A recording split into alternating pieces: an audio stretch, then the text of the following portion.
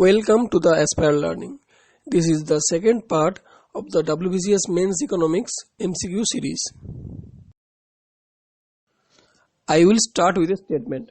It says, the argument for the reduction in the rate of taxation to promote economic activity rests on the following premises.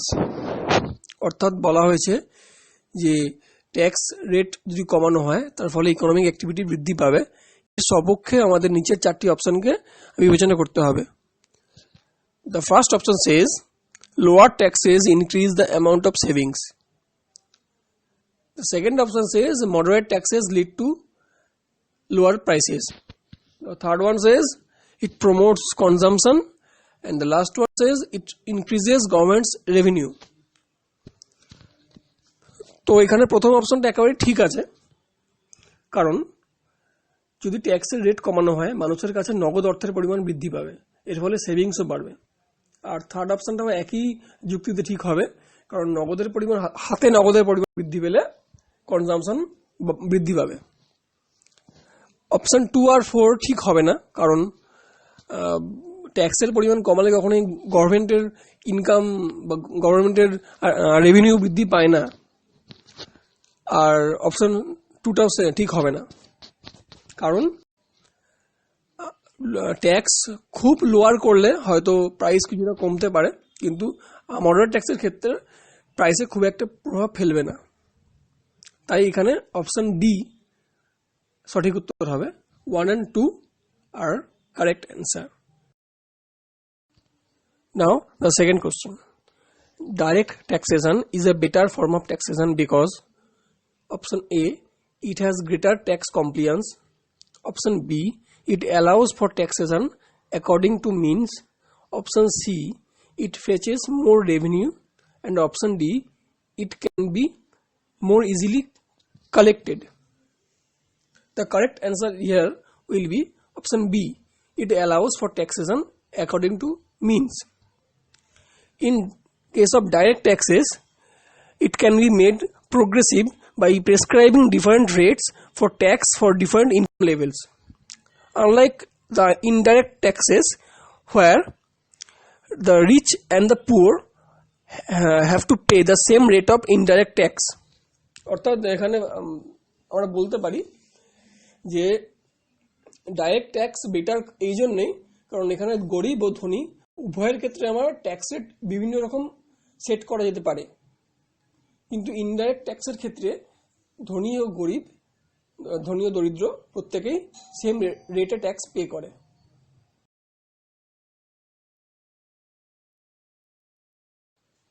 The third question says the Enforcement Directorate ED of the Finance Ministry is responsible for. Option 1 says enforcing of provisions of Foreign Exchange Management Act or FEMA. Option 2, collection of intelligence regarding possible causes of money laundering. Option 3, assessment of cases of evasion of income tax. And option 4, confiscation of property of crime under Prevention of Money Laundering Act or PMLA. We have to find the incorrect answer here. Now look, the option 3 says the assessment of cases of evasion of income tax is done by ED, but it is not correct. Any cases of tax evasion under Income Tax Act is dealt by the Income Tax Department. So here option 3 will be the incorrect option. So out of the given all the other options given here, you can say that are correct as per the Enforcement Directorate function will be the correct answer here. Enforcement Directorate is responsible for the enforcing the FEMA Act as well as the Prevention of Money Laundering Act.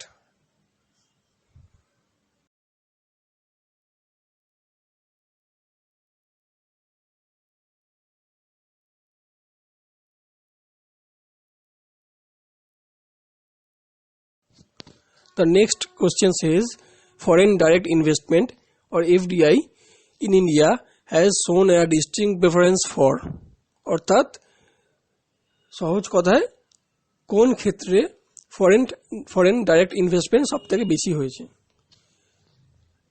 The four given options are: option 1, telecom industry; 2, service sector; 3, fast moving consumer goods; and 4, the core and infrastructure sectors. The correct answer will be service sector. The service sector in India received the highest share in FDIs, amounting to over 550 billion Indian rupees in fiscal year 2020. This sector included finance, banking, insurance, and other non-financial sectors like research and development, testing, and outsourcing.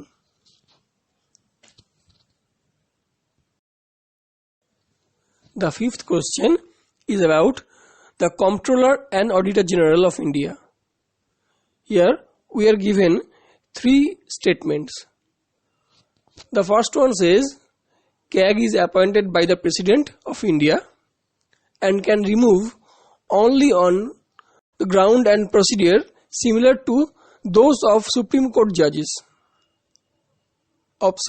Second statement says the forms in which accounts of the center are to be kept is prescribed by CAG. And the statement 3 says reports on the accounts of states are submitted to the President, who shall cause this to be placed before the Parliament. The first statement here is absolutely true. CAG is appointed by the President and its impeachment procedure is similar to that of the Supreme Court judges. That is, the address from both the houses of the Parliament on the ground of proven misbehavior or incapacity.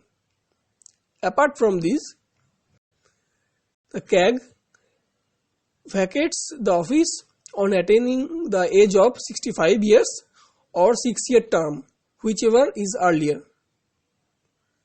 The second statement is also true. According to the Article 150, the forms in which accounts of the center are to be kept is prescribed by the CAG. But the third statement is not true here. According to the Article number 151, the reports on the accounts of the Union are submitted to the President, who shall cause this to be placed before the Parliament, not the states. So we can strike out the third option. So the correct answer will be 1 and 2. Now the sixth question. The annual financial statements is laid before the two houses of the Parliament in accordance with option A, Article 370, option B, Article 74, option C, Article 268, and option D, Article 112. Now we all know that Article 370 is about the special status of the erstwhile state of Jammu and Kashmir. Article 74 says that there should be a council of ministers with Prime Minister at the head and its power to aid and advise the President, and President shall abide by those advices and aids. Article 268 says levy of duties by the center but collected and retained by the states. অর্থাৎ বেশ কিছু duty আছে যেগুলো centre আরোপ করলেও সেগুলো সংগ্রহ এবং খরচ করে কিন্তু রাজ্য। আর আগেরটা যেটা বললাম আর্টিকেল 74, সেখানে বলা হয়েছে যে একটি কাউন্সিল অফ মিনিস্টার থাকবে যার হেড হবে প্রধানমন্ত্রী, এবং এই কাউন্সিল অফ মিনিস্টার রাষ্ট্রপতিকে কিছু অ্যাডভাইস দেবে আর রাষ্ট্রপতি সেই অ্যাডভাইসগুলো মেনে চলবে। আর অপশন ডি আর্টিকেল 112 যেখানে উল্লেখ আছে এই অ্যানুয়াল ফিনান্সিয়াল স্টেটমেন্টের। So the option D, article 112 will be the correct answer.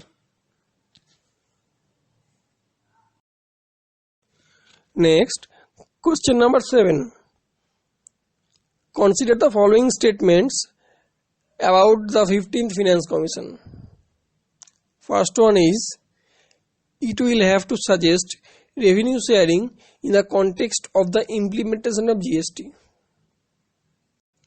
Next, it will be using the population data of 1971 census.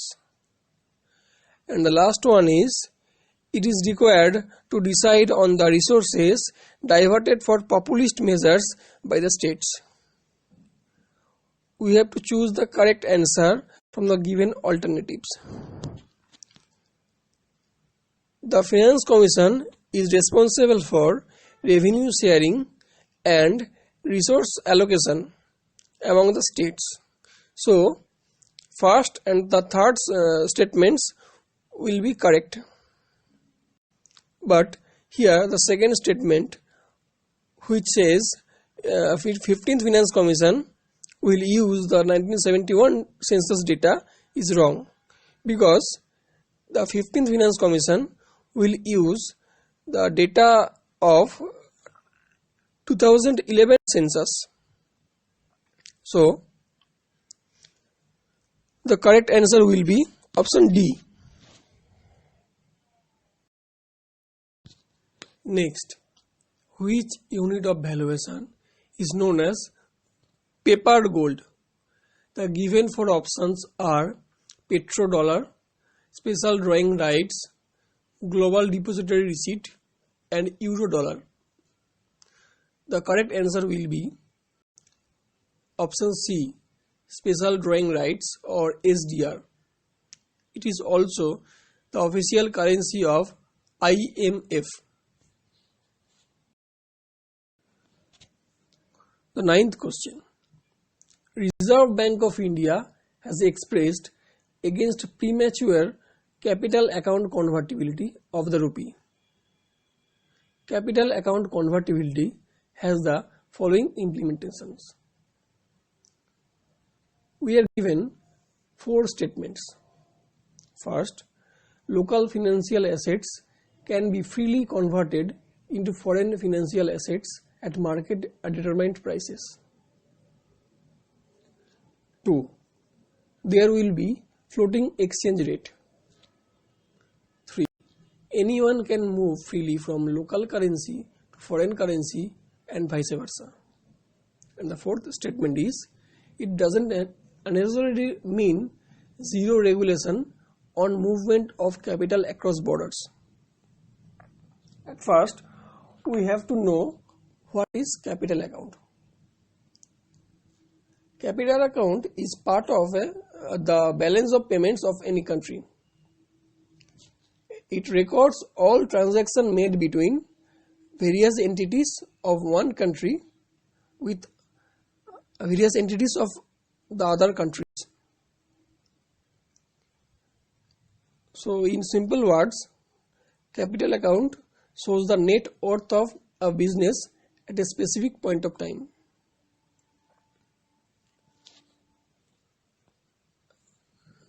Basically, capital account records the net change of assets and liabilities during a particular year. অর্থাৎ কোনো একটি দেশের বিভিন্ন সংস্থা পৃথিবীর অন্যান্য দেশের বিভিন্ন সংস্থার সঙ্গে যে ধরনের বিজনেস করে সেই প্রত্যেকটা বিজনেসের অ্যাসেট এবং ইনভেস্টমেন্টের ইনফ্লো আর আউটফ্লোর একটা মেজারমেন্ট করেই ক্যাপিটাল অ্যাকাউন্ট। সম্প্রতি রিজার্ভ ব্যাঙ্ক অফ ইন্ডিয়া এই ক্যাপিটাল অ্যাকাউন্টের ফুল কনভার্টিবিলিটি অফ রুপির এগেনস্টে কিছু স্টেটমেন্ট দিয়েছিল। তো সেক্ষেত্রে আমাদের চারটে স্টেটমেন্ট এখানে দেওয়া আছে, তাহলে সেগুলোকে যদি কনসিডার করি তাহলে প্রথম স্টেটমেন্টটা বলছে লোকাল ফিনান্সিয়াল অ্যাসেটগুলো খুব সহজেই বিনা বাধায় ফরেন ফিনান্সিয়াল অ্যাসেটে কনভার্ট করা যাবে। কিন্তু সেকেন্ড অপশনে বলা আছে যে একটা এক্সচেঞ্জ রেট থাকবে, ফিক্সড এক্সচেঞ্জ রেট থাকবে, সেই এক্সচেঞ্জ রেটের মাধ্যমেই এই লোকাল ফিনান্সিয়াল অ্যাসেটগুলো ফরেন ফিনান্সিয়াল অ্যাসেটে কনভার্ট হবে। থার্ড নম্বর স্টেটমেন্টে বলেছে যে কেউ কোনো রকম গভর্নমেন্ট ইন্টারভেন ছাড়া, কোনো হস্তক্ষেপ ছাড়া লোকাল কারেন্সি থেকে ফরেন কারেন্সি এবং ফরেন কারেন্সি থেকে লোকাল কারেন্সিতে কনভার্ট করতে পারবে। কিন্তু তার মানে এই না যে এই ধরনের কনভার্টের ক্ষেত্রে কোনো ধরনের রেগুলেশন থাকবে না। অবশ্যই গভর্নমেন্ট কিছু শর্ত আরোপ করবে এর উপরে। এই চারটে স্টেটমেন্টই সঠিক, তাই এখানে সঠিক উত্তরটা হবে option B. The correct answer will be option B. All the four given statements are true.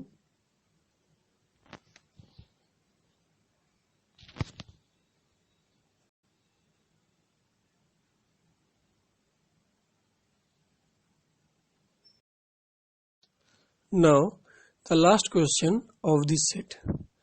National Securities Depository Limited or NSDL deals with given options are GDRs, electronic shares, debentures and bearer bonds.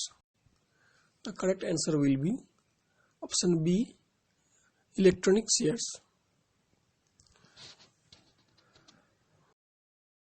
Thanks a lot guys. Please subscribe our channel and click on the bell icon to get all the notifications.